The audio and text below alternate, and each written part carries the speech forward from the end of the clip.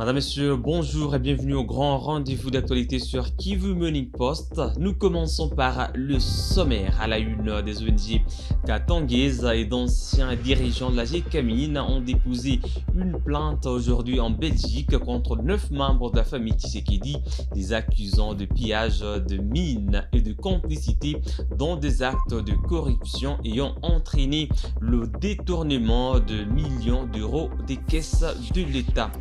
Et à Goma, aujourd'hui, la messe en mémoire du bienheureux Bwanatou Ibn Kositi a rassemblé fidèles évêques et responsables de l'FCM23 où Monseigneur Fulgence Mouteba, président de la Saint-Inco, a appelé à faire de l'intégrité un pilier du redressement national. Et puis, 2 adolescents résidant au quartier Katindo à Goma ont tragiquement perdu la vie dans le lac Kivu lors d'une baignade et leurs corps ont été retrouvés et repêchés ce mardi. C'est tout pour le sommaire, madame, monsieur. Restez scotchés pour des détails.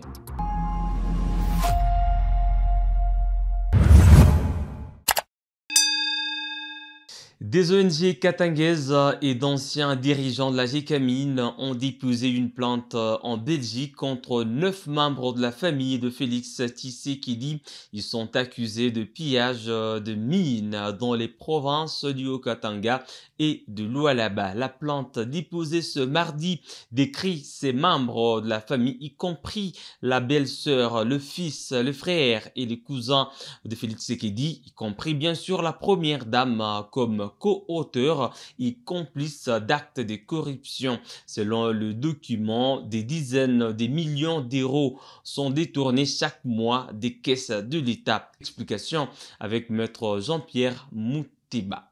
La plainte a été déposée ce matin entre les mains de Madame Franzen. Pour parler clair, c'est une dénonciation de fait. Et c'est important que ces faits soient dénoncés au parquet fédéral. Ces personnes qui sont visées par cette dénonciation bénéficient bien entendu de la présomption d'innocence, mais en même temps, elles doivent rendre des comptes.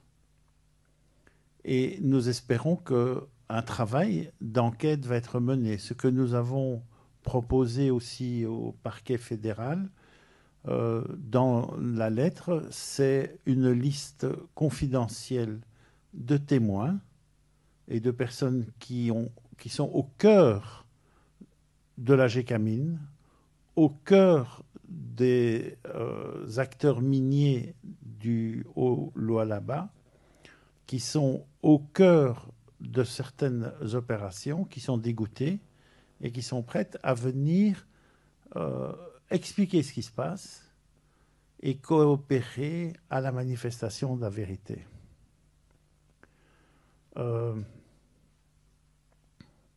Derrière ça, vous pouvez vous poser la question de la motivation de ce qui se passe. Je vous avoue que le débat, c'est de savoir qui demain va gouverner le Congo, qui va rester au pouvoir, ne m'intéresse pas. La seule chose qui m'intéresse et qui est pour moi la question majeure, c'est les hommes et les femmes humbles, modestes, dans les villages, dans les mines, les orpailleurs, les artisans, les travailleurs du quotidien, qui sont méprisés aujourd'hui. 1700, s'il vous plaît. Et donc, on a compris que pendant une certaine période, malgré cette production-là, mais il n'y a rien qui a été fait. Donc, tout va à Kinshasa. Je ne parle pas seulement du Katanga, toutes les autres provinces qui produisent, tout va à Kinshasa et Kinshasa en fait ce qu'il veut. Comme disait il y a peu le ministre Nicolas Kazadi, s'il y a l'argent, d'abord c'est partageons-nous, nous réfléchirons après. Et après, c'est vrai qu'ils se partagent, après ils réfléchissent, c'est plus arrêter éventuellement ceux qui dénoncent ce qu'ils font. Regardez dans quel pays nous vivons. C'est comme ça, vous avez vu beaucoup de gens qui ont dénoncé, beaucoup de gens commencent à parler. Nous avons pensé qu'il fallait saisir ici en Europe, parce que ceux qui gèrent le pays aujourd'hui, ils sont des nationalités belges. Il n'y a pas que la famille, mais il y a aussi tous ce que nous appelons la diaspora, qui est arrivée autour du chef de l'État et qui font des choses pires que ce que vous entendez. Chaque jour, c'est soit 600 millions, tel projet 400 millions, tel projet 20 millions. Donc tous ces millions-là disparaissent et viennent malheureusement ici en Belgique et en d'autres pays. Parce que ceux qui gèrent aujourd'hui, ils n'ont pas la nationalité belge. Plutôt la nationalité congolaise, parce qu'elle est une et exclusive. C'est-à-dire quand vous n'avez pas la nationalité congolaise, vous l'avez perdue parce que vous avez choisi une autre nationalité, vous n'êtes plus congolais. Vous êtes belge, vous êtes, je ne sais pas, allemand, vous êtes suisse. Et ce sont ces Allemands-là, ces Européens qui viennent chez nous, qui gèrent, qui pillent nos pays. C'est pour ça que nous sommes venus, pour pouvoir vous en parler ici à la justice des pays. À Goma, la mémoire du bienheureux Bwana Choubine City a rassemblé ce mardi 8 juillet 2025 fidèles, évêques et responsables politico-militaires de la FC23 autour d'un message fort contre la corruption.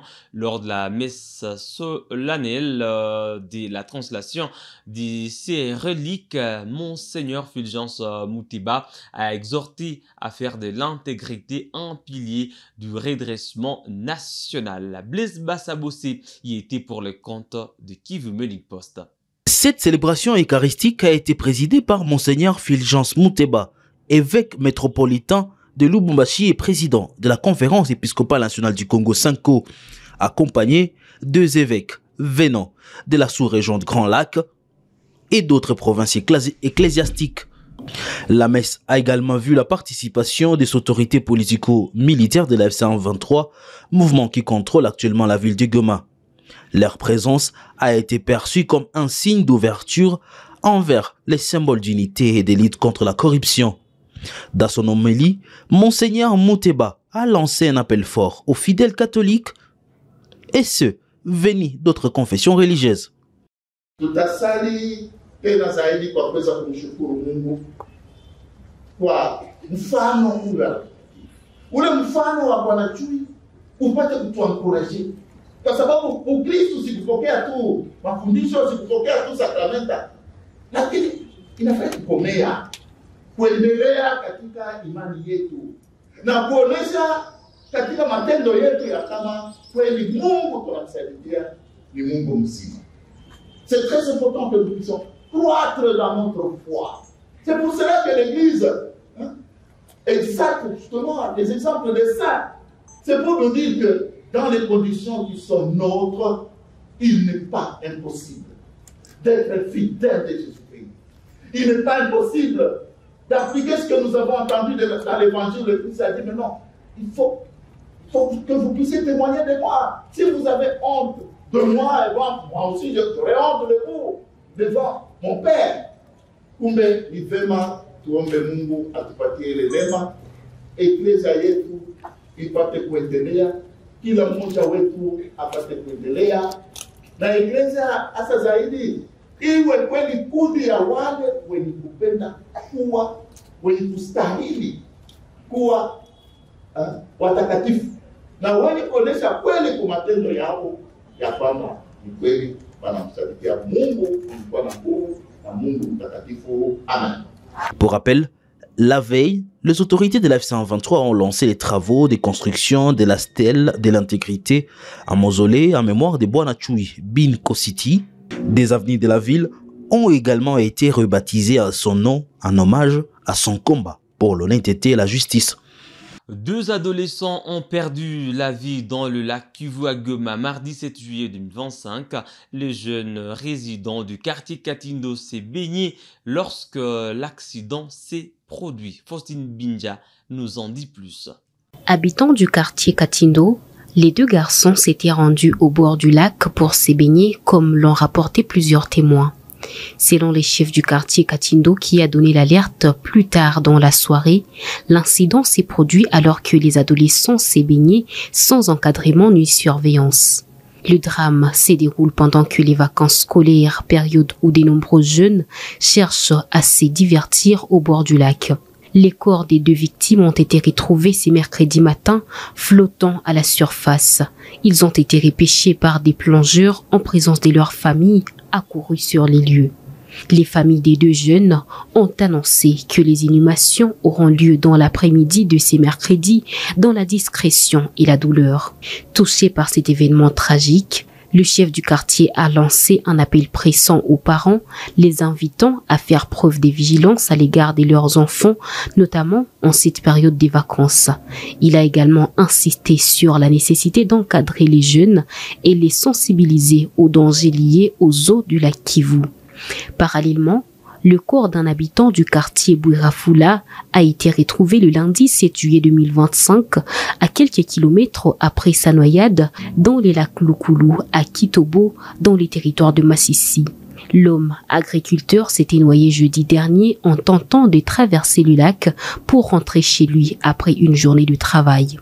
Les recherches menées par des habitants ont abouti à la découverte de son corps après plusieurs jours. Selon des témoins, une vague aurait provoqué sa noyade. Ces drames laissent derrière lui une veuve et des orphelins. Ce cas de noyade est le 5e depuis les débuts de l'année dans ces lacs qui représentent un danger pour les riverains, notamment ceux qui traversent le lac pour accéder à leurs champs et domiciles. Le corps du notable Kaungu Stani a été découvert à Kikarara dans la nuit du lundi à ce 8 juillet 2025 après sa disparition à Kibirizi. Il avait été kidnappé par des bandits armés le dimanche 6 juillet. Le motif de son assassinat reste inconnu. La population de Kibingu exprime son choc face à cette tragédie et appelle les autorités de la F-123 qui contrôlent la zone à renforcer la sécurité dans cette région où des violences sont perpétrées par des groupes armés. Suivez ce témoignage. Ce qui s'est passé à Kibingu, les notables de la notabilité de Kibingu, parce que Kibingu, c'est une notabilité qui fait partie du village Kabanda, et que le village Kabanda, ça fait partie de l'agglomération de Kibirizi. Maintenant, on a appris la nouvelle selon laquelle les notables, les chefs de ces petits villages-là, Kibingu, étaient portés disparus, étaient enlevés la nuit par des hommes armés, non autrement identifiés. Et malheureusement, la mauvaise nouvelle, la triste, est venue pendant les heures vespérales, selon laquelle on avait ramassé les corps vraiment sans vie de ces notables qui répondent au nom de Kaungu Stani. On ne sait pas de quoi on lui reproche, mais c'est un notable qui a été installé par le gouvernement en place. Maintenant, on ne sait pas si réellement ce sont les gens de l'autre côté, Kahumiro, qui ont enlevé et qui l'ont tué. Jusqu'à présent, c'est très difficile d'identifier les vrais auteurs de son meurtre. Cependant, Kibirizi, c'est devenu comme une coutume. Une femme a été tuée par la foudre et son mari a été grièvement blessé lors d'une pluie torrentielle à Remeka dans le territoire de Massissi le 17 juillet 2025. Le couple travaillait dans un champ à Bikunje lorsque l'incident s'est produit. La femme est décédée sur place tandis que son mari a été transporté à l'hôpital dans un état tragique. Le corps de la victime a été enterré le mardi 8 juillet 2025. Suivez ce témoignage d'un habitat recueilli par Simao Semasaka. Hier, aux environs de 15 heures, il y a eu une pluie torrentielle, entraînant aussi les foudres qui ont blessé 2 personnes, mais l'une de ces personnes est morte. Ces victimes étaient au champ, seulement que la personne blessée a été conduite à l'hôpital et elle est dans un état critique. Nous attendons seulement l'aide du Seigneur. La personne décédée, elle, c'était juste sur le lieu du drame, là qu'il travaille.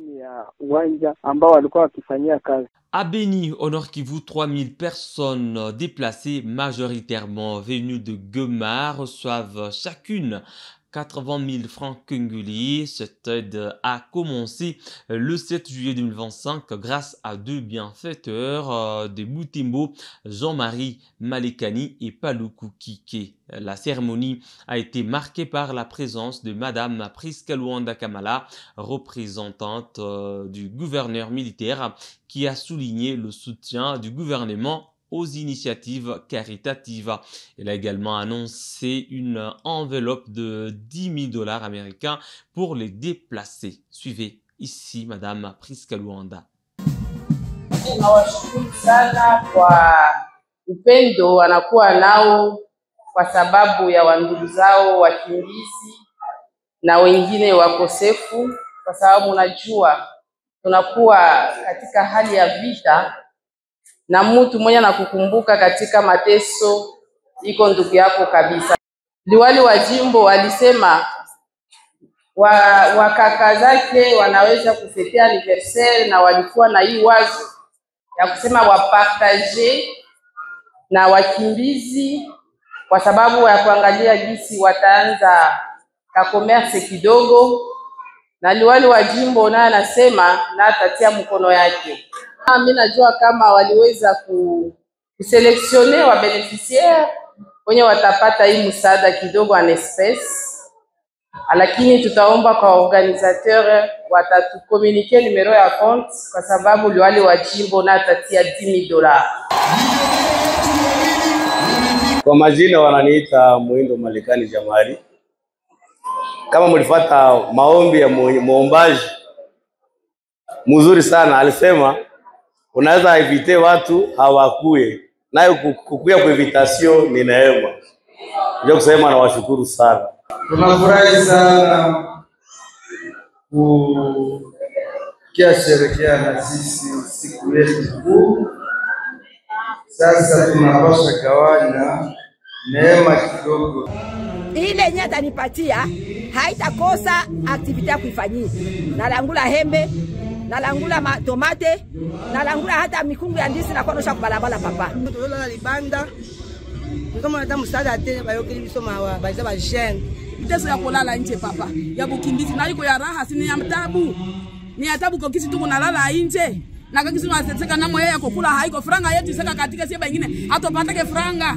Et pour terminer, les forces armées de la République démocratique du Congo FARDC et l'armée ougandaise UPDF ont intensifié leurs opérations contre les rebelles islamistes ADF depuis le week-end dernier dans la province de l'Ituri. Le colonel Siron Simba a déclaré que ces actions ont relancé les activités autour des commandas situés à 75 km au sud de Bunia, chef-lieu de la province. Il a réitéré le message du lieutenant-général Lubuenka Chama appelant les groupes armés locaux signataires de l'accord de paix à ne pas circuler avec des armes afin d'éviter toute confusion avec les IDF pendant cette période d'opération conjointe. Suivez-le dans cet extrait. Komanda wakati kuna defa alikuwa huko, eski hapa mantike ilikuwa paralize. Wakati alitoka wanamsukuma mbali, komanda inarudia tena. Tunataka irudie tena sana, kula tui basimzungumzie tena ndani ya ikulu. Et donc tunapaswa kutumika sana kitu yenye kunasema soutien ya FARDC par rapport ya kazi na cadre ya mutualisation de force. Bako nafanya deja kazi yao Ituri, bado kukuwa na bawazalendo paske ADF kunatembea na bene bako na masila bananchi italeta confusion. Et donc dans cette zone ici, que ce soit Tinatuna, que ce soit Elpi, que ce soit n'importe qui, ne peuvent pas circuler dans Masila. Sinon, wakati watapigwa watakuwa confondi comme mwenye iko nasaidiwa ADF. Madame, Messieurs, c'est tout pour cette actualité du jour sur Kivu Morning Post. Merci à vous de l'avoir suivi du début à la fin. N'oubliez pas de vous abonner à notre chaîne si vous êtes nouveau ou si vous ne l'avez pas encore fait.